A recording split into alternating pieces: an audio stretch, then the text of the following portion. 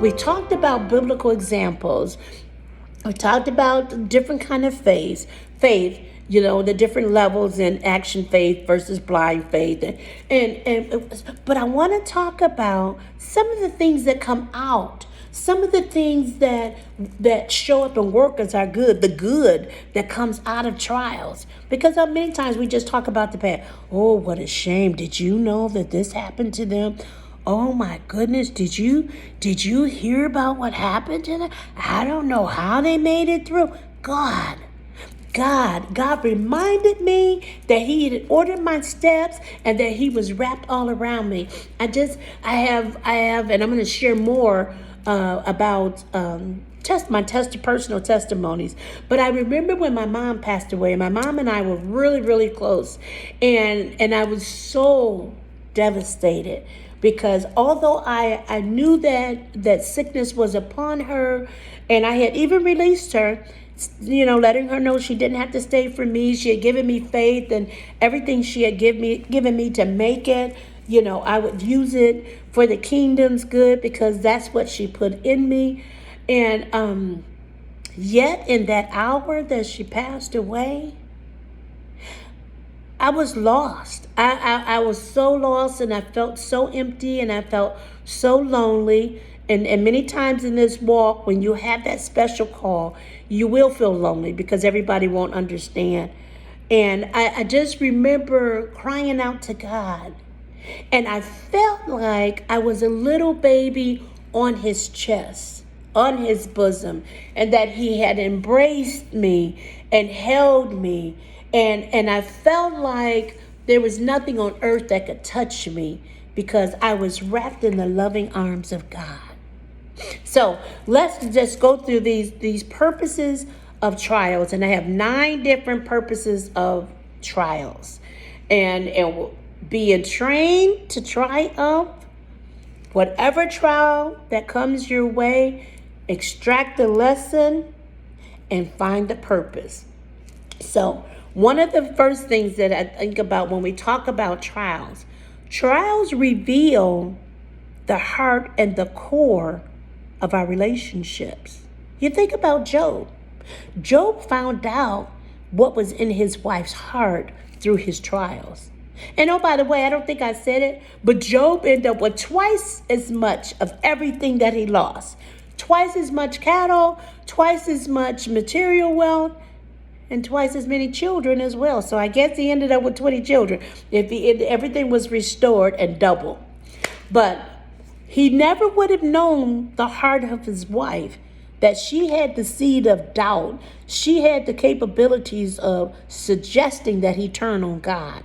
And to me, if she would suggest that he turn on God, it makes me wonder who was her God.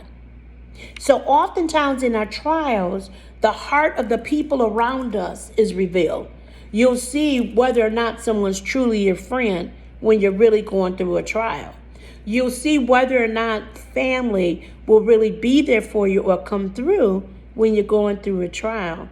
And you'll find out if your friends are true friends who are supportive, or are they gossipers, talebearers? Are there people who are eager to get out negative information about you? Number 2, another purpose of a trial is it reveals our own heart. The Bible talks about the heart being desperately wicked. Who can really know it? So sometime in our trials, we find out just what we're made of.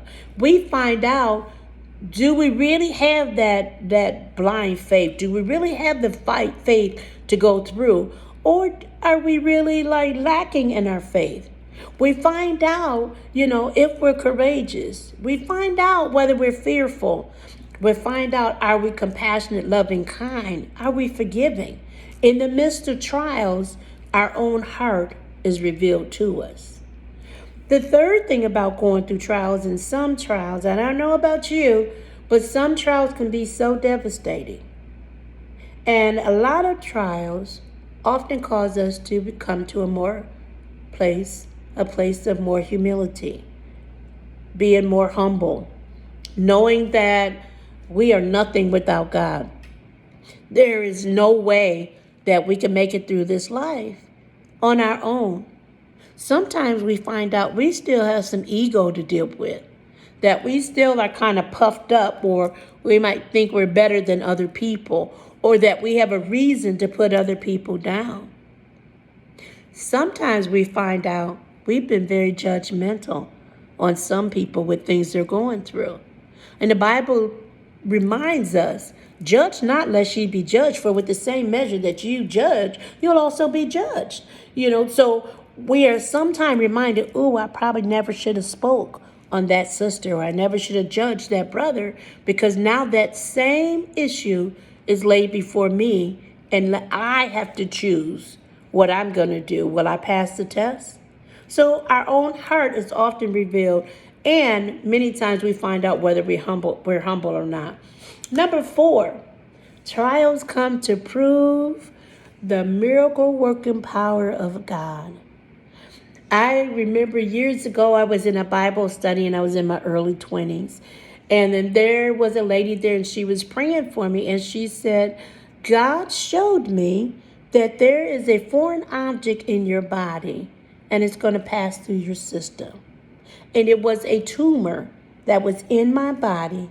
And my body did release this tumor. And the tumor was about this big, and it was like an egg, But I had to go through pain in my body to see the miracle working power of God. Number 5, sometimes going through trials, most time, increase our faith. Like when your back is against the wall. Let's say, for instance, you have to pay your rent for where you live, and you don't have any money whatsoever.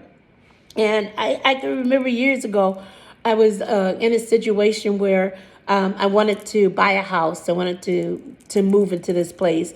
And I was $2,000 American dollars short. And I just will tell you, within 2 hours, God sent somebody who I would have least expected, who gave me that money. That was the hand of God, and it increased my faith on a whole nother level, because within 2 hours, God met the need. And I wouldn't have thought that this person even had $2,000. So that's why we have to be careful, because you never know where your blessing might be.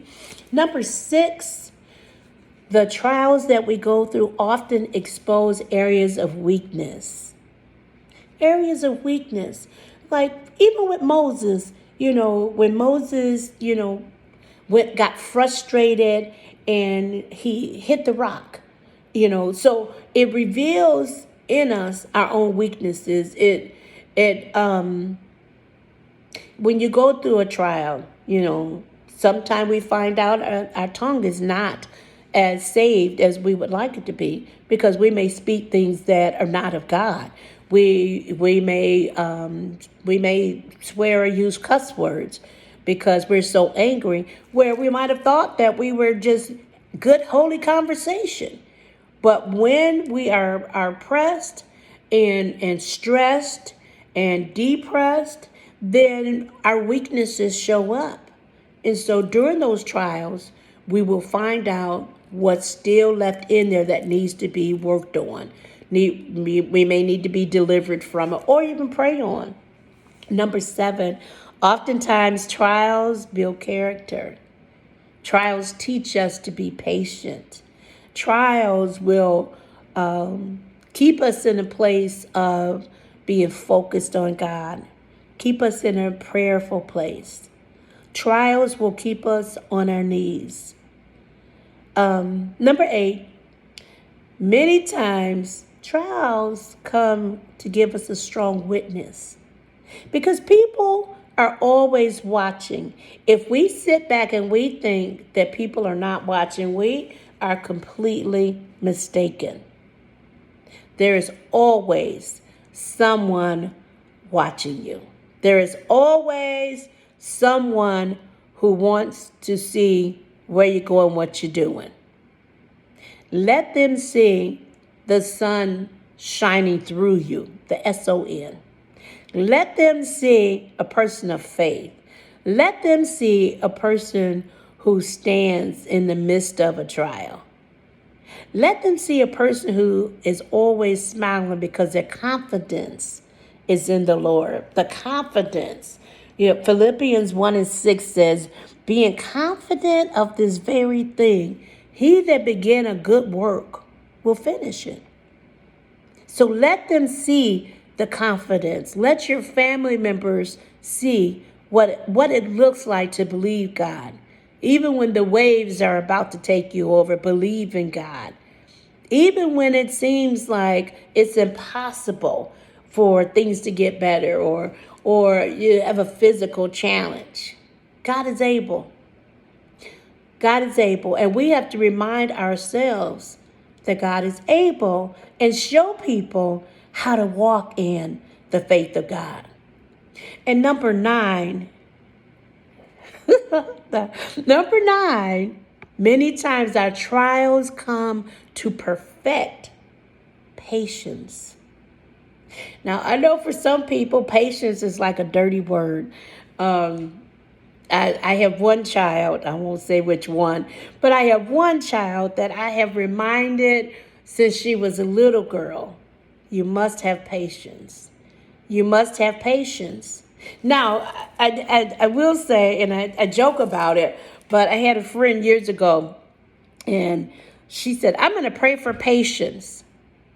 Well, she prayed for patience, and she got a little boy that 30-something years later, she's still learning patience with. So be careful what you pray for, because when you pray for patience, that means you're going to continually be put in situations to develop patience. If you pray to love, you're going to continually be put in situations that require a lot of love. If you pray to be able to forgive people, you're going to have to be put in position in situations where people have done things to you, and you have to release them and forgive them. So just a word to the wise, be careful what you pray for. And then no matter what happens, having the confidence to know that God promised he would never leave us or forsake us.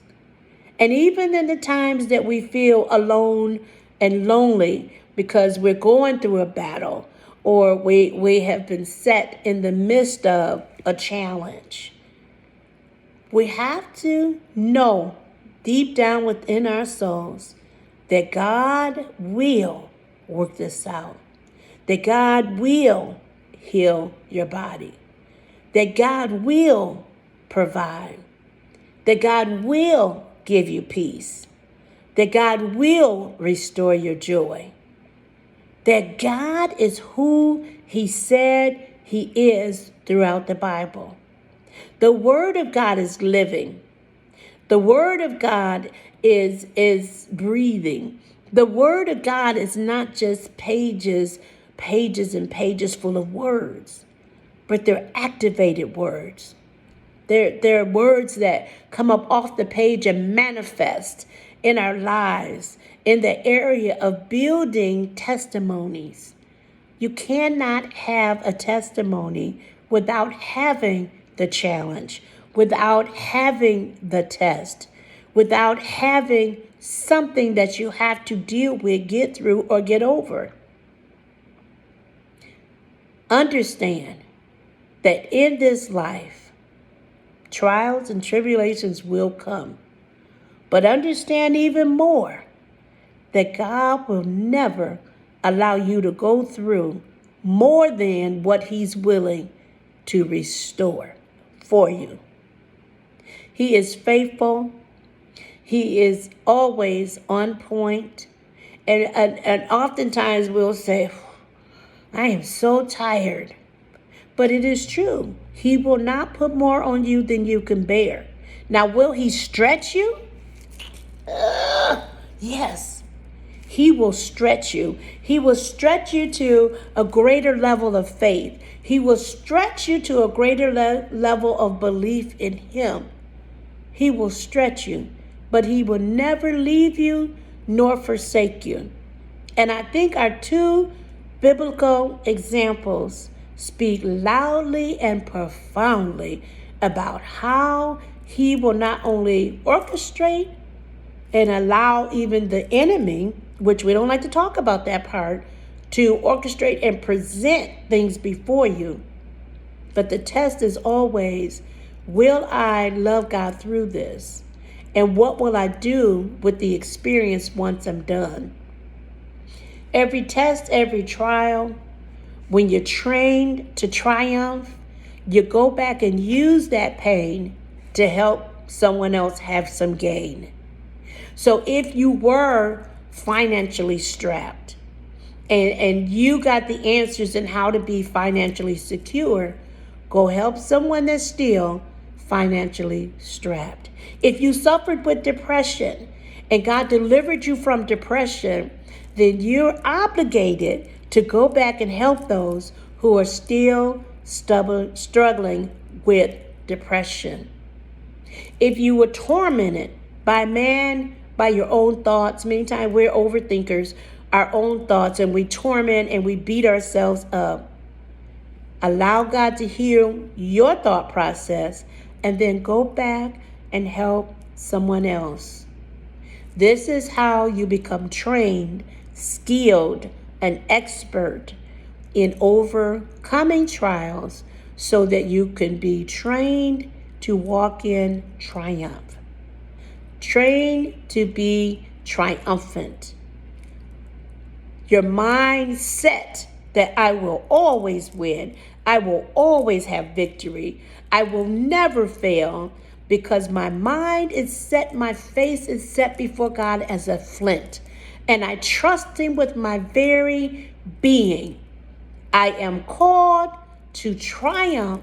I am called to be victorious, and success is my portion.